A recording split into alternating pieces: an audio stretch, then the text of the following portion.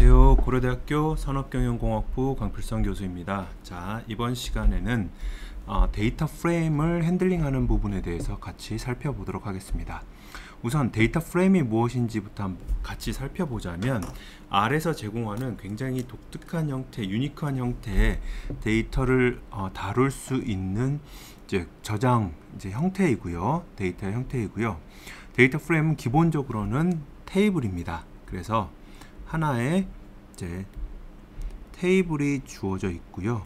그 테이블에 무엇이 들어가 있냐면 행과 열이 들어가 있는데 이 각각에 대해서 열 자체가 여기서 보시면 for different columns에서 can have different mode라고 되어 있죠. 이 말은 무슨 얘기냐면 각각의 열들이 서로 다른 형태의 모드, 다시 말하면 첫 번째 열은 숫자고 두 번째 열은 문자열이고 세 번째 열은 로지컬 밸류고 뭐 이런 식으로 하나의 각 열들이 서로 다른 형태의 모드를 가질 수 있다라는 것을 의미를 합니다. 그렇지만 여기에 대해서 한 가지 우리가 지켜줘야 될 사항은 뭐냐면요. 여기 보시는 것처럼 각각의 항목, 그러니까 동일한 컬럼에 있는 항목들에 대해서는 반드시 같은 모드를 가져야 된다. 다시 말하면 이제 이 두 가지의 예시를 한번 가지고 보여드릴게요. 어떤 것들이 허용 가능하고 어떤 것들이 허용 가능하지 않은지를 한번 같이 보도록 하겠습니다. 제가 여기다가 그려볼게요. 두 가지의 데이터 프레임을 그릴 텐데 그 데이터 프레임 자체가 이제 뭐가 가능하고 뭐가 가능하지 않은지 여기에 대해서 같이 한번 보도록 하겠습니다. 제가 여기다가 이제 두 개의 데이터 프레임을 한번 어떤 대안을 한번 그려볼게요. A라는 데이터 프레임은 이제 이렇게 행이 3개이고요. 열도 3개가 있습니다. 숫자, 제가 데이터를 이렇게 집어넣어 볼게요. 숫자 1, 2, 3이 들어가고요. 여기에는 문자열 A, 문자열 B, 문자열 C가 들어갑니다. 그리고 여기에는 true, false, true와 같이 로지컬 밸류가 들어갑니다. 두 번째 데이터 프레임이라고 하는 가상의 대안을 한번 살펴보면 여기에다가 1, 2, 3이 들어가고요. A, B, C가 들어가고요. true, false, true가 들어갈 때 우리가 허용할 수 있는 건 무엇이냐면 A의 형태는 가능합니다. 그런데 B의 형태는 불가능합니다. 왜 그러냐면 서로 다른 모드를 가질 수 있다라는 개념이 어디에서만 통용이 되느냐? 열에서만 통용이 돼요. 그래서 첫 번째 열이 1, 2, 3이라는 숫자이고요. 두 번째 열이 A, B, C라는 문자열이고 세 번째 열은 true, false, true라는 로지컬 밸류일 때 이때는 가능해요. 근데 B를 보면 행 단위로 한번 봐볼게요. B에 대해서 행을 보면 열을 보면 열이 1이라는 숫자와 A라는 문자열과 true라는 이 로지컬 밸류가 들어가 있죠. 이러면 안 된다는 뜻입니다. 그래서 A는 괜찮다. 그런데 B의 형태는 안 된다. 반드시 각각의 열들은 컬럼들은 같은 형태의 그 데이터 모드를 가져야 된다. 다만 열들끼리는 서로 다른 모드가 가능하다. 이게 굉장히 중요한 내용입니다. 이걸 같이 한번 이제 살펴보도록 하겠습니다. 스크립트로 돌아가서 데이터 핸들링에 해당하는 파트, 이제 example of data frame 라인 기준으로 원본 데이터 그 R 스크립트 라인 기준으로 55페이지를 한번 살펴보도록 하겠습니다. 자, 다시 한번 처음이니까 다시 한번 이제 명령어 짚고 넘어갈게요. 특정한 라인에 대해서 실행을 시키는 건 Ctrl 플러스 엔터 또는 맥 혹시 사용하는 사람 있으면 커맨드 플러스 엔터입니다. 그리고 이 콘솔 창을 지우는 명령어는 Ctrl L 두 가지 기억해 주세요. Ctrl 엔터는 실행, Ctrl L은 콘솔 창을 지우는 것. 자, 55번째 라인을 실행을 해 볼게요. A라는 데이터에는 1, 2, 3이 들어가 있고요. 벡터에는 B라는 데이터에 대해서는 A, B, C라는 문자열이 들어가 있습니다. 거기에 대해서 C라는 데이터 프레임을 이제 우리가 만들어 볼 건데 해당하는 데이터 프레임은 A를 첫 번째 컬럼으로 갖고 B를 두 번째 컬럼으로 갖는 데이터 프레임입니다. 그래서 이거를 실행을 해보면 이제 C에 대해서 보면 여기 보시는 것처럼 C는 A라는 벡터 그 컬럼의 이름을 가지고 있으면서 1, 2, 3 숫자가 들어갔고요. B라는 컬럼의 이름을 가지고 있으면서 A, B, C라는 숫자가 들어갔습니다. 그러면 여기에 대해서 지금은 나와 있진 않은데 여기다가 str이라는 함수를 통해서 C를 한번 살펴볼게요. C를 보면 데이터 프레임 같은 경우에는 여기서 A, B 세 개의 관측치를 가지고 있고 두 개의 변수를 가지고 있습니다. 그러면서 뉴메릭 A라는 변수는 뉴메릭 1, 2, 3이고요. B라는 변수는 캐릭터, 그래서 문자열입니다. 지금 이게 R 버전이 4.0대로 옮겨가면서 이렇게 이제 캐릭터를 그대로 캐릭터로 받아들이는데 64페이지 한번 먼저 가볼게요. 64번째 라인을 가보면 데이터 프레임 A, B에서 strings as factors라는 이 옵션이 있잖아요. 원래는 3점대 버전까지는 캐릭터를 집어넣으면 캐릭터로 변환이 되는 게 아니라 데이터 프레임으로 바뀌면서 팩터 형태로 바뀌었었어요. 그래서 이러한 64번째 옵션을 사용을 했었는데 지금은 버전업이 되면서 해당하는 문제는 없어졌습니다. 그래서 57번째 라인으로 이제 같이 한번 다시 58번째 라인으로 가볼게요. 데이터 프레임은 기본적으로는 리스트의 특별한 특수한 형태이기 때문에 59번째 라인을 실행을 하면요, C라는 리스트의 첫 번째 엘리멘트가 무엇이냐라고 했을 때 첫 번째 엘리멘트에 해당하는 게 첫 번째 그 요인에 해당하는 게 A라는 컬럼이고요. 60번째 라인을 보면 두 번째 엘리멘트가 A, B, C라는 문자열이에요. 이런 방식으로 지금 정의가 되고 있습니다.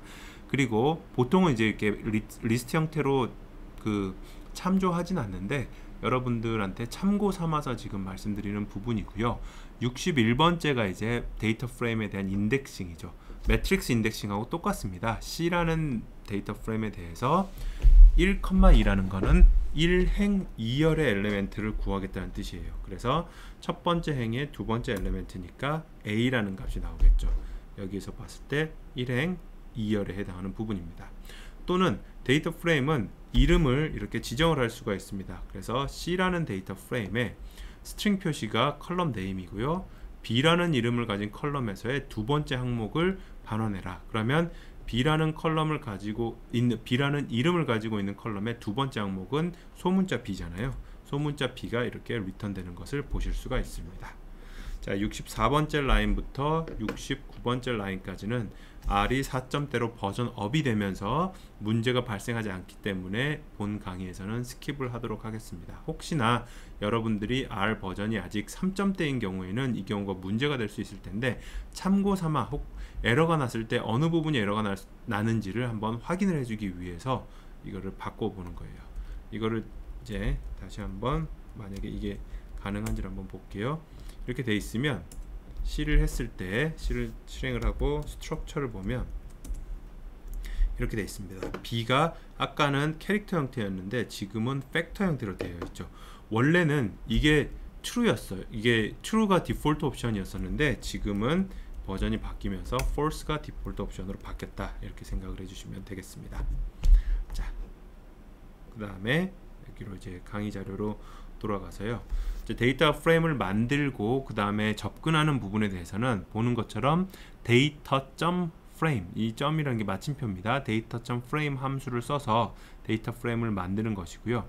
그 다음에 특정한 엘리멘트에 접근하는 방식이 이제 몇 가지가 있는데 그 부분에 대해서 하나씩 해볼게요.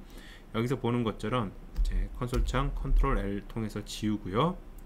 71번째 라인에 키즈라는 변수는 잭과 질이라는 아이들의 이름이 들어가 있고요. age는 12와 10이라는 숫자가 들어갔습니다. 그리고 d는 이제 데이터 프레임인데 키즈를 첫 번째 컬럼으로 받고 age를 두 번째 컬럼으로 받으면서 스트링을 팩터로 바꾸지 않겠다라는 뜻이잖아요. 그래서 74번째까지 라인을 실행을 하면 2행 2열의 결과물이 지금 확인이 될 겁니다.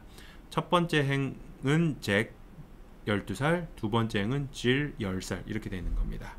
그러면 이 D라는 항목의 첫 번째 엘리멘트들 대괄호 두 개를 쳐서 이 리스트로 이제 취급된 데이터 프레임의 첫 번째 엘리멘트를 보면은 잭과 질이 나오고요. 이 클래스는 캐릭터가 되는 것이고, 또는 이거를 똑같이 표현을 해보자면 D라는 항목에 대해서 키즈라는 변수명을 가진 키즈라는 컬럼명을 가진 부분을 뽑아오는 게 79번째 라인입니다. 이것도 클래스가 캐릭터가 되겠고요. 또는 81번째 라인에 대해서 실행을 해보면 이거는 D, D에 여기서 인덱싱 이제 매트릭스 할 때 배웠잖아요. 다시 한번 복습해 보자면 컴마 앞쪽에 아무것도 없을 때는 모든 것을 반환해라. 그리고 컴마 뒤쪽은 열이라고 그랬습니다. 그러면 D 대괄호 컴마 1이라는 거는 첫 번째 열을 반환하라는 뜻이고요. 해당하는 것도 역시 잭과 질이 됩니다. 그러면 여기 보는 것처럼 이제 이 캐릭터라는 변수에 대해서 D라는 이 데이터 프레임에 대해서 보시면 세 가지의 접근법이 존재합니다. 행에 접근하는 방식에 대해서 대괄호 두 개를 치고 행 번호 정정할게요. 열을 접근하는데 컬럼을 접근하는 데 대해서 대괄호를 두 개를 사용을 한 다음에 컬럼에 대한 인덱스를 표시하는 부분, 또는 컬럼에 이름이 있을 때는 데이터 프레임 스트링 표시를 하고 컬럼 이름을 명시적으로 이제 지정해 주는 부분, 또는 행과 열에 대한 인덱스를 동시에 사용을 해서 특정한 데이터 프레임의 모든 행에 대해서 첫 번째 열을 가지고 와라, 이런 방식으로 사용을 할 수도 있습니다. 85번째를 한번 보면 만약에 첫 번째 대괄호를 두 개를 쓰지 않고 한 번만 쓰면요, 이거는 데이터 프레임 형태를 그대로 유지하게 됩니다. 벡터 형태를 유지하는 게 아니고요. 이 부분 유념을 해주시면 좋겠습니다. 자, 그리고 이번에는 이제 데이터를 통해서 외부에 있는 데이터를 불러오는 방법을 한번 살펴볼게요. 대표적인 방식이 이제 아래서 가장 접근이 용이한 방식이 확장자가 CSV인데, 이게 CSV가 뭐의 약자냐면 컴마 세퍼레이티드라고 되어 있어서 이제 그 컴마로 각각의 엘리멘트들이 구분되어 있는 구분자가 컴마인 파일을 의미를 합니다. 해당하는 파일은 이제 작업을 좀 같이 해볼게요. 여기서 보시면 여기에 있는 exam.csv 파일이라는 게 여러분들이 윈도우 머신을 쓰시면 이게 엑셀로 열립니다. 근데 확장자가 엑셀 스타일이 아니에요. XLX 또는 XLSX가 아니라 CSV 파일인데, 이거를 더블 클릭을 해보면 이렇게 지금 현재 화면에 보이는 것처럼 exam1, exam2 퀴즈라는 컬럼명을 가지고 있으면서 각각의 시험 또는 퀴즈에 대한 점수가 들어가 있는 파일입니다. 이게 컴마 세퍼레이티드 그러니까 컴마로 구분이 된 파일을 의미를 하고요. 웬만하면 여러분들도 이제 앞으로 저랑 같이 몇 가지 파일들에 대해서 입출력을 배우겠지만, 파일 입출력을 배우겠지만, 해당하는 파일을 불러올 때 그 파일의 확장자를 CSV로 결정을 하세요.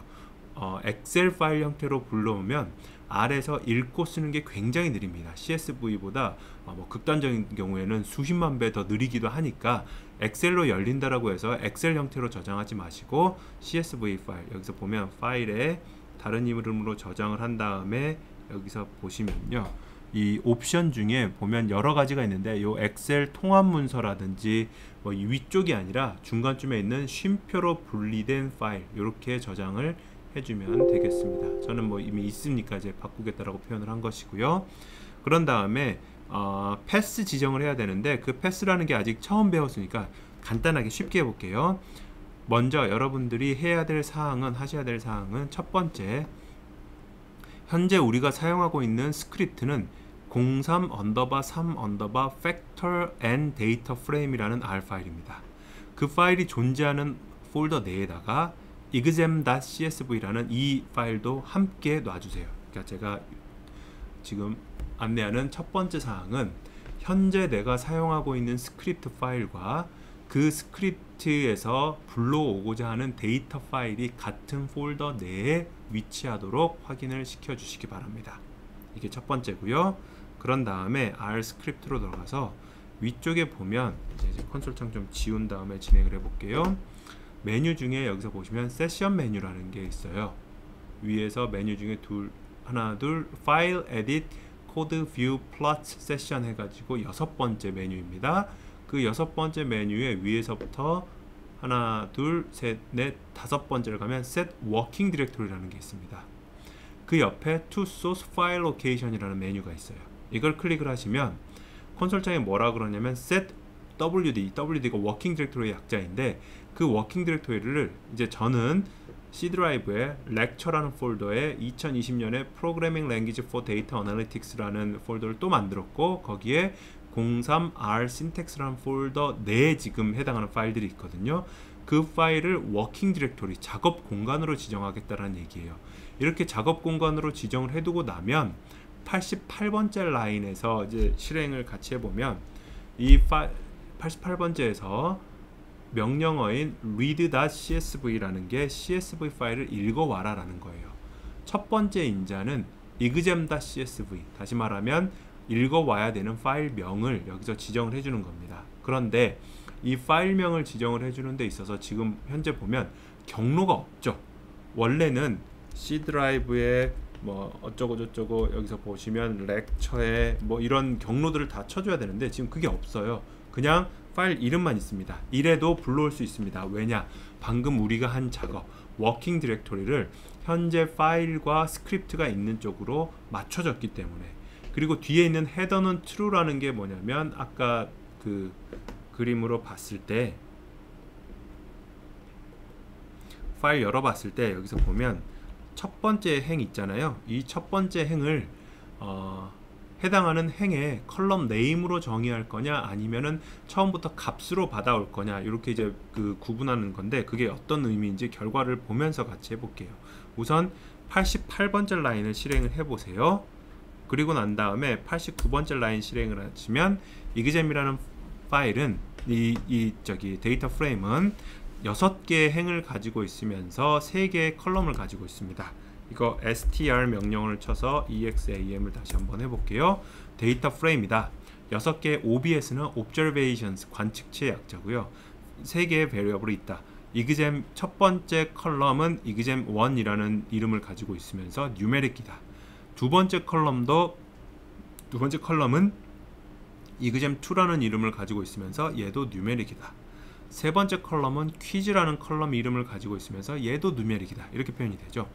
데이터 프레임 같은 경우에는 여기 오른쪽 위에 글로벌 인바이러먼트 창에 exam을 클릭을 해보면요, 여기에 해당하는 항목들을 우리가 볼 수가 있습니다. 지금 보면 여기 보시면 exam1, exam2, exam 퀴즈 해가지고 이렇게 나타날 수가 있죠. 이거 클릭하면은 정렬도 돼요. 이게 행 번호가 지금 바뀌는 거 여러분들 보실 수가 있을 겁니다. 이렇게 옮겨가면서 클릭을 하면 이제 바뀌는 거고요. 행 번호로 다시 한번 정렬을 한 거예요. 여기에 해당하는 요 부분이 헤더예요. 이거를 다시 한번 보자면 여기 있는 거 이제 옆으로 이제 가가지고요. 이번에는 exam 여기다 88번째 라인에 exam1이라고 해놓고요. 헤더는 true가 아니라 false로 바꿔볼게요. 이렇게 바꾼 다음에 89번째 exam1을 실행을 시켜보면 여기 보시는 것처럼 이번에는 v1, v2, v3 해가지고 뭔가 이름이 아니라 그냥 인덱스로 그냥 표현이 되어 있죠. 첫 번째 항목의 값이 exam1 값이 들어갔고요. 첫 번째 행의 두 번째 열의 값이 exam2가 들어갔어요. 다시 말하면 첫 행을 데이터 프레임의 이름으로 취급하지 않고 실제 값으로 취급하겠다. 그래서 str 한 다음에 exam1, exam1을 실행을 해보면 데이터 프레임인데 아까와는 다르게 observation이 7개로 늘었죠. 왜냐? 첫 번째 행을 값으로 취급을 했기 때문에. 그러면서 위에 이제 비교를 해보면 데이터 프레임이 첫 번째 항목의 이름이 exam이었는데 이 헤더는 false로 했더니 이름은 없고 그냥 v1이고 넘버가 아니라 값이 캐릭터로 다 바뀌었어요. 이거 처음에 벡터 변환할 때, 벡터 다룰 때 같이 했었던 내용입니다. 하나의 컬럼은 데이터 프레임일지라도 같은 형태의 데이터 모드를 가져야 되고, 그렇기 때문에 캐릭터의 모드가 뉴메릭의 모드보다 강해서 전부 뉴메릭 숫자가 캐릭터로 변환이 돼버린 거예요. 자, 여기에서부터 이제 몇 가지 진행을 한번 해보도록 합시다. 이제 여기서 보면 데이터에 대해서 필터링이라든지 또는 인덱싱을 할 수가 있어요. 매트릭스하고 되게 똑같아요. 여기 보면 same as matrix 이렇게 돼 있잖아요. 한 번씩 실질적으로 해볼게요. 여기서 보면 91번째 라인은 뭐냐면 exam 2:5 컴마 아무것도 없죠. 그러면 항상 컴마 앞은 행입니다. 컴마 뒤는 열이고요. 아무것도 없다라는 얘기는 모든 것을 가지고 와라 라는 뜻이라고 했었죠. 그래서 91번째 라인을 보면 2행부터 5행까지에 대해서 모든 열을 가지고 와라 해보면 비교를 하기 위해서 다시 컬럼을 지우고요. 컨솔창 지우고요. exam을 한번 exam을 쳐볼게요. 여기에서 2행부터 5행까지 모든 열이니까 요만큼이 되겠죠. 첫 번째 행과 마지막 행이 빠진 부분이 될 텐데 실제로 그렇게 나오는지 한번 보겠습니다. 보면 3.3부터 해가지고 다섯 번째 행번호 기준으로 2행부터 5행까지 모든 열이 이제 반환이 되는 거죠. 92번째 라인 같은 경우에는 2행부터 5행까지를 가져오되 두 번째 열만 가지고 오라라는 거니까 exam 2에 해당하는 부분만 가지고 오게 될 거예요. 이렇게 보면 2, 4, 0, 1 여기 보시는 2, 4, 0, 1 이렇게 반환이 됐습니다. 그런데 만약에 누군가가 이 벡터 형태가 아니라 나는 한 열 하나만 빼더라도 해당하는 데이터의 형태를 데이터 프레임으로 그대로 유지하고 싶다. 이러한 요구사항이 있었을 때는 93번째 라인에서 보시는 옵션처럼 drop and false라는 옵션을 이제 걸게 되면 보는 것처럼 92번째 라인의 결과물은 옆으로 2, 4, 0, 1 이렇게 벡터 형태로 반환이 됐지만 93번째 라인 같은 경우에는 데이터 프레임의 형태로 반환이 되는 것을 볼 수가 있을 겁니다. 자, 또한 이 안에 있는 부분들 한번 살펴볼게요. 이거 되게 뭔가 exam이니까 뭔가 되게 이상해 보이죠? 하나씩 해보겠습니다. 이거 해석부터 하고 안에 있는 내용들 중간중간에 끄집어내 가지고 어떤 현상인지 한번 보여드릴게요. 첫 번째 파트는 뭐냐면 이렇게까지만 해놓으면 하나씩 콘솔창에다 쳐볼게요. exam이라는 데이터 프레임에서 exam1이라는 변수를 가진 컬럼, 다시 말하면 첫 번째 컬럼입니다. 이걸 다 갖고 온 거예요. 그러면 거기에 대해서 조건이 뭐냐면 이걸 건 겁니다. 3보다 크냐라고 물어봤어요. 자, 여기서의 다시 한번 프로그래밍에서는 크다 작다 연산자가 있으면 그게 지시하는 사람이 정의하는 게 아니라요 질문이에요. 사실 지금 제가 현재 콘솔 창에다가 쳐놓고 아직 실행을 시키지 않은 이 라인의 의미는 exam이라는 데이터 프레임에 exam1이라는 컬럼들에 대해서 각각의 값들이 3보다 큽니까? 라는 질문이에요. 거기에 대해서 실행을 해보면 2.0은 3보다 크지 않으니까 false고요. 3.3은 여기서 보시는 것처럼 3.3은 이제 true가 되겠죠. 3.3은 true가 될 것이고요. 4.0도 3보다 크니까 true, 2.3, 2.3은 false로 바뀌고요. 3.3이 true로 바뀌죠. 이런 식으로 이제 바뀌게 되는 겁니다. 이게 이제 그 인덱스 true false에 대한 질문에 대한 답이고요.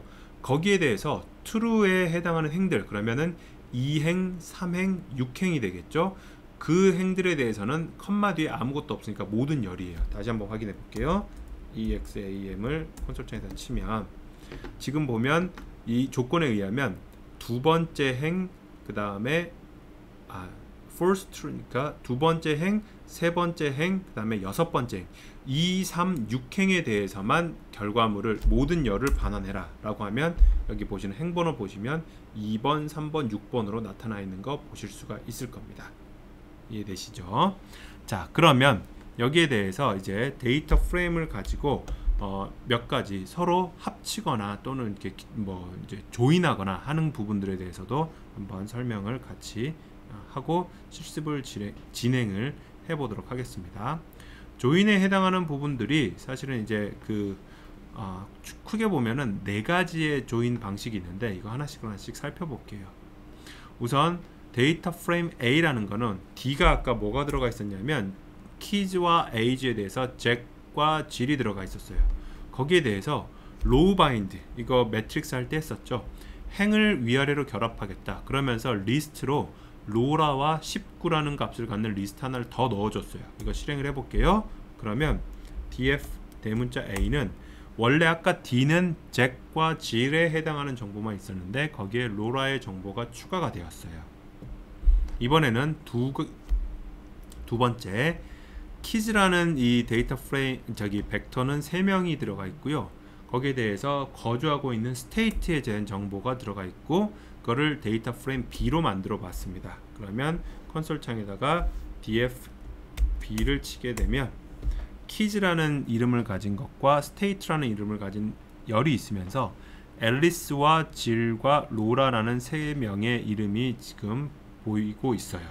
자, 이런 상황 하에서 이제 머지라는 걸 이제 한번 해보자면, 이 머지라는 거는 두 개의 데이터 프레임을 결합하는데 그 결합하는 관점에서 이제 조건이 있는 겁니다.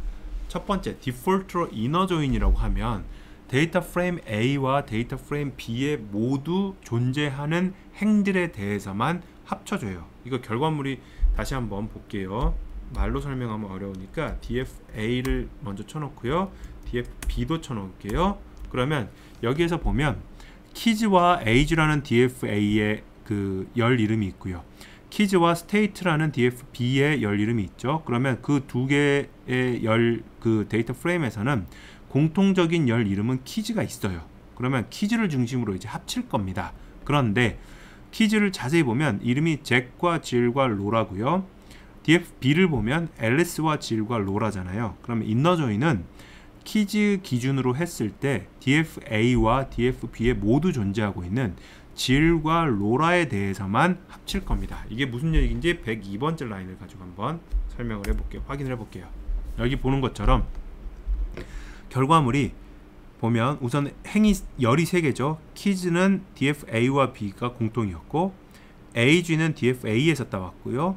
state는 dfB에서 따왔어요. 그러면서 질과 로라가 dfA와 B에 모두 있었기 때문에 이 두 어린이에 대해서만 나이에 대한 정보, 스테이트에 대한 정보를 각각 가지고 와서 합친 겁니다. 이거를 조인이라고 표현을 합니다. 테이블을 조인한다.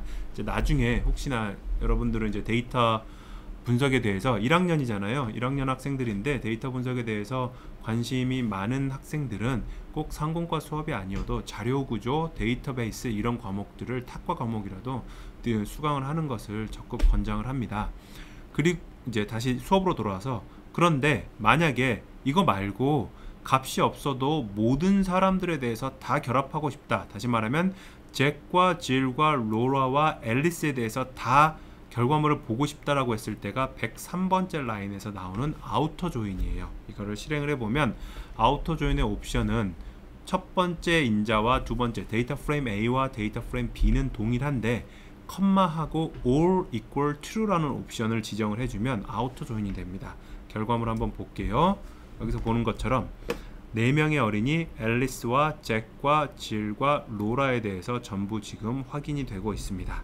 그런 다음에 근데 값이 없었던 사람들 있지 않습니까? 왜냐면 dfB의 앨리스 같은 경우에는 스테이트만 있고 age 정보는 없죠. 그게 not available로 지금 표시가 돼요. 잭 같은 경우에는 데이터 프레임 A에만 있었으니까 age 정보는 있지만 스테이트 정보는 없어요. 스테이트 정보가 not available로 표현이 되는 것을 확인할 수가 있을 겁니다. 세 번째 방식은 left join인데 left join은 뭐냐면 첫 번째 인자에 해당하는 데이터 프레임에 존재하는 행을 기준으로 머지를 하라는 얘기예요. 그래서 옵션은 all.x equal true라는 거는 얘를 x 취급하고 얘를 y 취급하는 겁니다. 그래서 x에 해당하는 그 행들은 모두 남아있게 만들어라. 그러면서 이제 머지를 해라라는 얘기고요. 104번째 라인 실행을 해보면, 그래서 데이터 프레임 A에는 dfA에는 잭과 질과 로라가 있었는데 그 잭과 질과 로라가 그대로 남아있죠. age는 당연히 다 그 데이터 프레임 A에는 있는 값이니까 다 들어가 있고, 스테이트 정보가 데이터 프레임 B를 보면 잭에 대한 스테이트 정보는 없으니까 not available로 바뀌어 있는 겁니다. 이거를 정확하게 반대 방향으로 하는 게 right join이에요. 오른쪽 기준으로 조인을 하겠다. 다시 말하면 두 번째 아규먼트 인자인 dfB를 기준으로 dfB에 존재하는 모든 행에 대해서 머지를 하겠다라는 것이고요. 실행을 해보면 dfB에 있었던 앨리스와 질과 로라에 대해서 스테이트는 당연히 dfB의 정보니까 다 있을 텐데 age가 dfA에서 앨리스가 없었기 때문에 값이 없어요. 그래서 not available로 표시가 되는 것을 볼 수가 있을 겁니다. 이렇게 네 가지의 조인 방법이었고요. 여기서의 네 가지의 조인 방법에서 기본적으로 가정을 하고 있는 건 뭐냐면 두 개의 데이터 프레임에 대해서 공통적인 이름을 가진 컬럼이 하나씩 존재했을 때인 겁니다. 다시 말하면 dfa를 보면 keys와 age라는 변수가 있었고요. 컬럼명이 있었고요. dfb를 보면 keys와 state라는 컬럼명이 있었으니까 keys가 지금 공통이잖아요. 이걸 기준으로 이제 조인을 했는데 어떤 이제 여러분들이 데이터를 다루고 여러 개의 데이터를 이제 병합을 하다 보면 실질적으로는 같은 의미를 갖고 있지만 변수명 또는 컬럼명이 다른 경우도 존재합니다. 그런 경우에 어떤 상황이 발생하는지를 한번 보여줄게요. 우선 107번째 라인을 한번 실행을 해보면 이번에는 first name입니다. 앨리스와 질과 로라가 있고요. state가 있고요. 이걸 가져다가 두 가지를 state로 이제 데이터 프레임 C로 dfc로 표현을 해볼게요. 그러면 dfc는 first name을 첫 번째 컬럼명으로 하고 state를 두 번째 컬럼명으로 하는 데이터 프레임입니다.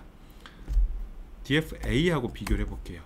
dfi는 keys라는 것을 컬럼명으로 첫 번째 컬럼명으로 하고 age를 두 번째 컬럼명으로 하는 거예요. 그런데 사실은 dfa의 keys라는 컬럼명이 의미하는 거와 dfc의 first name이 의미하는 바는 같아요. i의 첫 번째 이름입니다. 자, 그러면 112번째 라인을 보면 옵션이 이제 뭐냐면 두 개를 조인을 해라. 여기서는 그리고 난 다음에 아무 옵션이 없으니까 이너 조인입니다. 그런데 by.x라는 게 첫 번째 인자인 dfa에서 어떤 컬럼을 머지하는 데 사용할 거냐? keys라는 컬럼 사용해라.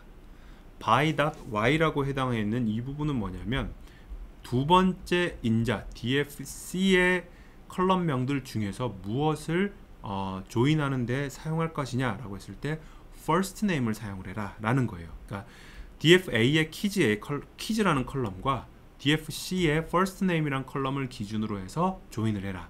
그러면 두 개를 했을 때 첫 번째 거 기준으로 컬럼명은 바뀝니다. 그래서 keys를 기준으로 해서 질과 로라에 대해서 age에 해당하는 정보, state에 해당하는 정보가 이렇게 입력이 되게 되겠죠.